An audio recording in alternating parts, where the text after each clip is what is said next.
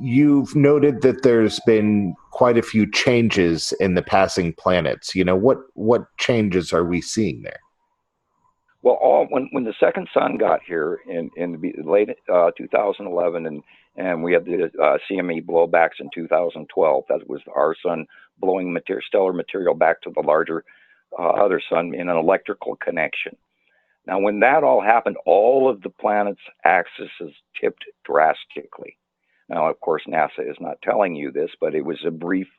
They, briefly announced that the axis and such has tipped. But all of the planets have done that, and that's because that larger magnet. Now, a lot of people were noticing early in 2011, 2010 that the sun was coming up in the northeast sky, and it was really weird, and the timetables were off, and why are the birds singing at 1 o'clock, 2 o'clock, 3 o'clock in the morning? Well, the birds have a different point of view, and they are seeing the light of that second sun even before us humans did. And I'm amazed to this day that everybody doesn't notice how weird the sun looks currently right now. And all you have to do is just go out in the middle of the afternoon, come almost 3 o'clock, and look up at the sun, and it is totally not right. But that is because there's planets in the way, and we're looking at the dark side of these planets because they're within the Goldilocks zone between us and the sun. Now, all the planets have tipped. All the planets are heating up because of this second sun. Now, at our different tipped axes, if including Earth, and you look at the jet stream right now in the northern hemisphere, and then you look at the jet stream in the southern hemisphere, which used to go opposite directions, are now going one direction.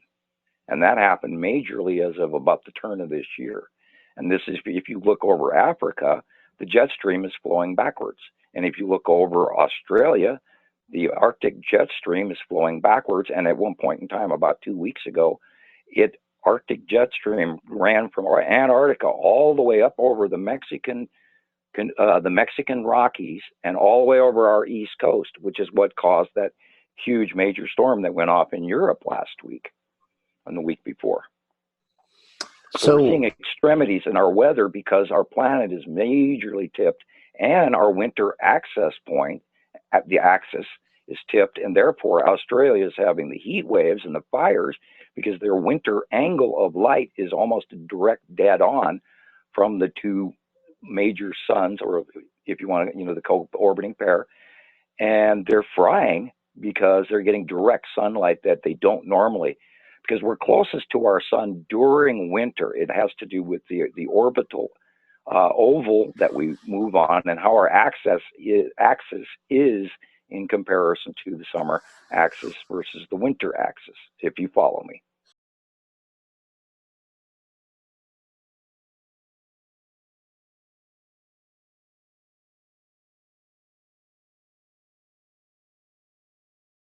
Shouldn't we, or can we maybe, be able to track the orbits of these other planets and know exactly where they're going to be at any given moment? Well, I do a monthly drawing on my site, and they don't, and we've learned over the last 10 years that they don't change that often. Now, what they've done is they've come down.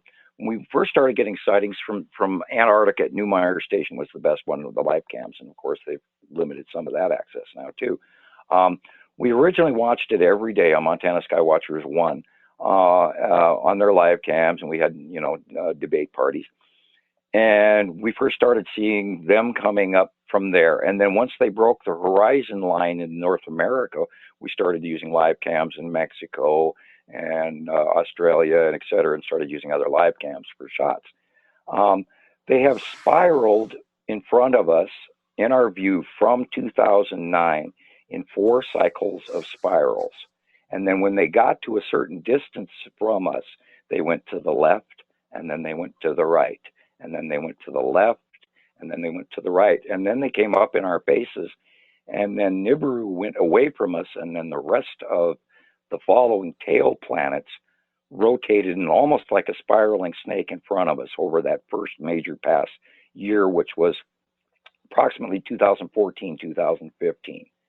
And then that's when we started seeing Isatum and Nepacity and Attu, and then we got a first views of Attu's moon, because we didn't even know Attu even had a moon literally until 2015, when it was close enough where we could actually start documenting events in the cloud patterns and the base cloud patterns. Now, a large part of how you see these planets up in the sky is by understanding the base clouds, and I have a video on YouTube. It's called Understanding the Skies, Edition 1, Samuel Hofman, I think. And you can, that's look, I can give you a copy of that if you'd like.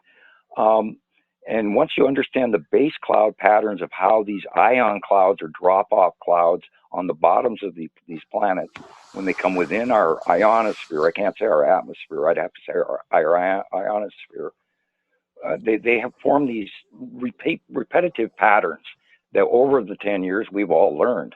And we see these cloud patterns in the sky up there, and God, there isn't another cloud in the sky except for that one, and boy, that one is Nebesity. Or hey, we know that one to be Attu, and it's Ion Droptail. Or hey, that big open core is Saru. Or hey, Nibiru does this fingering thing. So we've learned what the planets look like, even though you really, at some point in time, cannot see the actual planet except the dark side.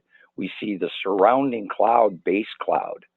And then in some cases, we see the crescent. And then in other cases, we see a half full on. And in some cases, as of 2016 and 17, we started seeing the first planetary passes where we saw the full facials, where we went, oh, we know who that is. There's a full facial of that planet.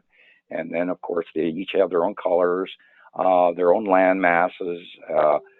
Some have land masses, some don't. And now in Nibiru, we've got a lot of really cool landmass pictures.